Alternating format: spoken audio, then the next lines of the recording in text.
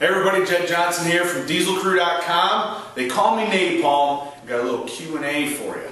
Here's a question that came in from old D-Swole himself, David Baltiera, and he wants to know about kettlebell training. This is his question.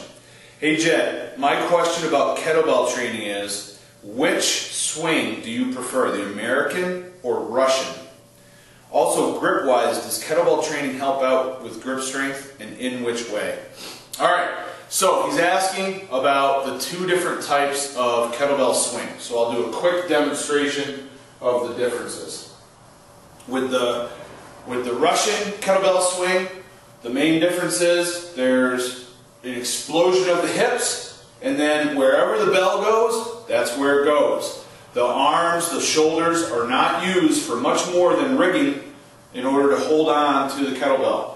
So you'll see people, myself included, when doing swings, all that they're doing is bringing the bell back and down forcefully, and then forcefully exploding the hips with hip power, driving that kettlebell forward.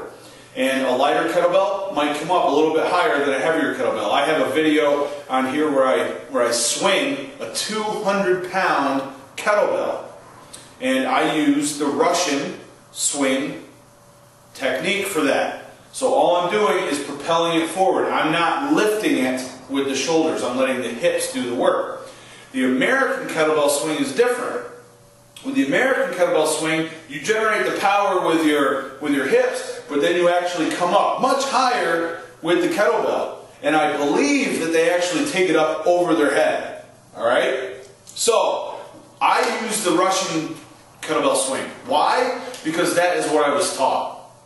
I was certified RKC through Dragon Door for 2 years' time, from 2010 to 2012. I did not re-up because of some injuries I had at the time. I was not able to swing a kettlebell.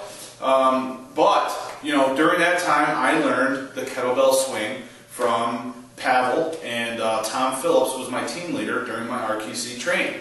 So that's what I went with.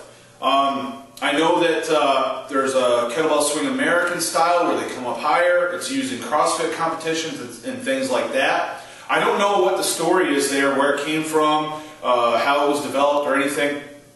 I have a feeling that it may be that you can bring it, you certainly can bring it higher.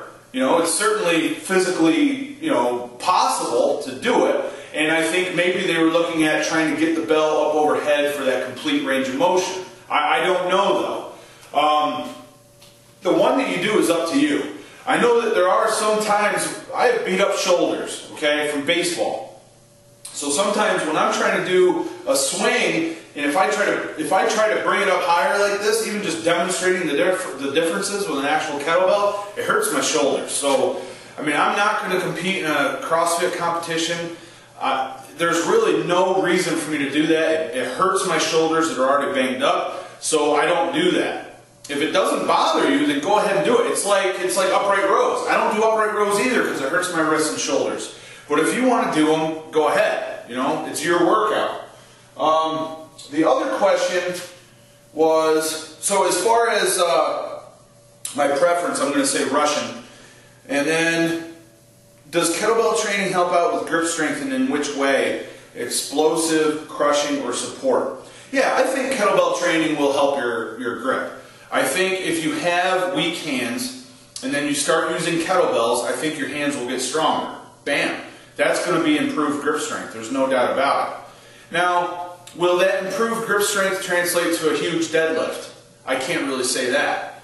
Will it translate to being able to hold on to farmer's walks and carry 300 pounds of hand for 100 feet? I can't say that either. Will it enable you to close the number 3 gripper and get certified through Ironmind? I can't say that because the grip that you use on kettlebells, the nature of the grip is totally different from the nature of all those 3 things. Farmer's walks and deadlifts are pure support strength, and grippers are crushing strength. And kettlebells, yes, they're more of a support grip, but they're much more dynamic, and you don't have nearly the amount of weight in your hand that you would with deadlifts and farmers. and they're not very dynamic in nature. There is some eccentric movement to the grip, but I don't think it's enough to really carry over well to grippers. So if you're asking about it, if you're wondering if the kettlebell training will help you bring up your deadlift and things like that, probably not in a grip sense. I would suggest definitely, instead of doing a kettlebell focus, I would say put the time in on those implements, okay? But by definition, it is supporting because your fingers are static. It's not open hand because most people will be able to keep their grip closed. It is slightly larger because generally the handles are larger. And that size probably would make it large enough that it would not be specific to your deadlifts and farmer walk training, at least with farmer walk handles or a frame handle. So, and certainly they're not the same as grippers. So, in my opinion, grip training is very specific. Whatever you want to get good at, you need to do. You need to practice on that. And if you vary too far away from it, you're not going to get the carryover you want. Your hands are going to get stronger, which means your grip is going to improve. But just because your grip improves does not mean you're going to improve on any specific grip training event. You've got to work on that specific event in order to get better.